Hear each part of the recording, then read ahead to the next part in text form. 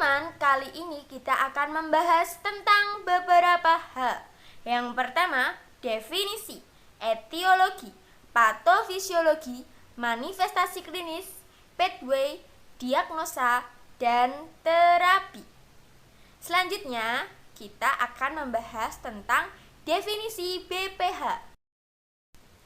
Apa sih itu BPH? BPH adalah suatu kondisi yang sering terjadi sebagai hasil dari pertumbuhan dan pengendalian hormon prostat.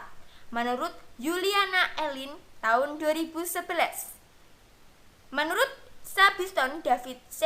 2005, BPH adalah pembesaran prostat yang jinak bervariasi berupa hiperplasia kelenjar atau hiperplasia fibromuskular. Selanjutnya, ini adalah gambar dari kelenjar prostat yang normal dan tidak normal. Tampak jelas ya perbedaannya apa? Selanjutnya, kita akan membahas tentang etiologi. Apa sih etiologi dari BPH? Etiologinya adalah penyebab yang pasti dari terjadinya BPH sampai sekarang itu belum diketahui, teman-teman. Namun, yang pasti, kelenjar prostat sangat tergantung pada hormon androgen. Faktor lain yang erat kaitannya dengan BPH adalah proses penuaan. Etiologi yang saya bacakan itu menurut Purnomo tahun 2007. Selanjutnya, kita akan belajar tentang patofisiologi. Yang pertama, keluhan pada BPH diakibatkan oleh obstruksi dan akibat dari respon kandung kemih. Komponen obstruksi dapat dibagi menjadi obstruksi mekanik dan dinamik. Yang kedua, pada hiperplasi prostat, obstruksi mekanik terjadi akibat penekanan terhadap lumen uretra yang mengakibatkan resistensi bladder outlet. Yang ketiga, yaitu stroma prostat, terdiri dari otot polos dan kolagen yang dipersyarafi oleh saraf adrenergik. Tonus uretra, pars prostatika diatur secara autonom sehingga penggunaan alpha blocker menurunkan tonus ini dan menimbulkan disobstruksi. Patofisiologis menurut Presti 2012. Selanjutnya kita akan mempelajari manifestasi klinis. Ada dua hal. Yang pertama, gejala iritatif dan gejala obstruktif. Gejala iritatif yaitu peningkatan frekuensi berkemih, nokturia, perasaan ingin miksi yang sangat mendesak, dan nyeri pada saat miksi. Selanjutnya, gejala obstruktif. Pancaran urin melemah, rasa tidak puas sehabis miksi, volume urin menurun, aliran urin tidak lancar atau terputus-putus. Selanjutnya, waktu miksi memanjang yang akhirnya menjadi retensi urin dan inkontinensia karena penumpukan berlebih. Manifestasi klinis berikut merupakan pendapat dari Aurora P. et al. Tahun 2006. Berikut ini adalah pathway dari BPH. Ada sebelah kiri pathway preoperasi, sebelah kanan pathway post operasi. Kalian bisa memahaminya sendiri. Kemudian selanjutnya kita akan belajar tentang pengkajian fokus menurut Dungus 1999. Yang pertama, sirkulasi. Yang kedua, integritas ego. Yang ketiga, eliminasi. Keempat, makanan dan cairan. Yang kelima, nyeri dan kenyamanan. Yang keenam, keselamatan atau kenyamanan. Yang ketujuh, seksualitas. Yang kedelapan, laboratorium. Berikut ini adalah analisa data yang terdiri dari data fokus. Yang pertama, data subjektif.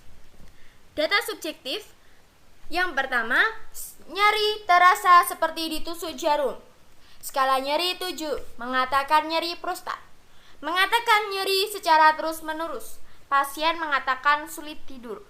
Data objektifnya, wajah tampak meringis, pasien tampak kesakitan, pasien tampak lemas, pasien tampak gelisah. Etiologinya, teman-teman, dari data subjektif dan data objektif yang sudah tertera adalah nyeri akut. Kemudian masalahnya adalah agen injury fisik. Selanjutnya, pada analisa data yang kedua, data subjektif. Yang pertama, pasien mengatakan sering berkemih, pasien mengatakan anyang-anyangan, pasien mengatakan sering kencing di malam hari, pasien mengatakan nyeri saat berkemih, pasien mengatakan tidak bisa mengontrol buang air kecil. Data objektifnya yaitu terdapat bakteri dalam urin, warna urin keruh, bau urin tidak sedap, terdapat darah dalam urin, frekuensi buang air kecil sering tapi urin sedikit. Dengan etiologi gangguan eliminasi urin, infeksi saluran kemih. Pada analisa data yang ketiga, pasien mengatakan nyeri pada bekas luka, pasien mengatakan tidak bisa tidur, pasien mengatakan sakit seperti ditusuk-tusuk, pasien mengatakan skala nyerinya adalah 5. Data objektif, yang pertama tampak luka bekas operasi, pasien gelisah, kemudian mata pasien tampak sayu. Itu etiologinya adalah resiko perdarahan dengan masalah trauma efek samping pembedahan. Berikut ini kita akan belajar tentang derajat BPH yang dibedakan menjadi 4 stadium, teman-teman. Apakah kalian sudah tahu apa saja sih 4 stadium itu? Yang pertama, stadium 1, obstruktif tetapi stadium pertama yaitu obstruktif tetapi kandung kemih masih mengeluarkan urin sampai habis. Stadium 2, masih tersisa urin 60 sampai 150 cc. Stadium 3, setiap buang air kecil urin tersisa kira-kira 150 cc. Stadium 4, retensi urin total, buli-buli penuh pasien tanpa kesakitan, urin menetes secara periodik. Diagnosisnya teman-teman, yang pertama ada pemeriksaan fisik, pemeriksaan laboratorium, radiologi, endoskopi menggunakan uretrosistoskopi.